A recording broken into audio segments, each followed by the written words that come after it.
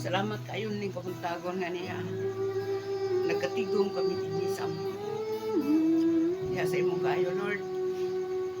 Niya niabot ang anak din hinga. Wa siya kay bawo nga amo siya nga matang karon nga reprisa mga pag-ampo ni sa among balik. Kauban ni minister o kuhay ban sa mga igsoon mga anak. Salamat kami kanimo Lord nga miabot si Inday bisan sa daghan niyang mga problema sa kinabuhi. Siya mga balatian. Lord, salamat ka sa tanan o labi na ni Maynard.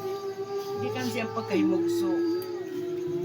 Hangtod karon niya kanamo Lord ang pangayoon nimo.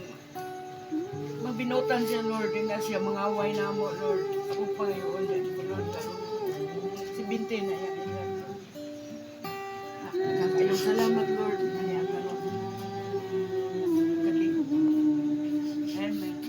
Amen.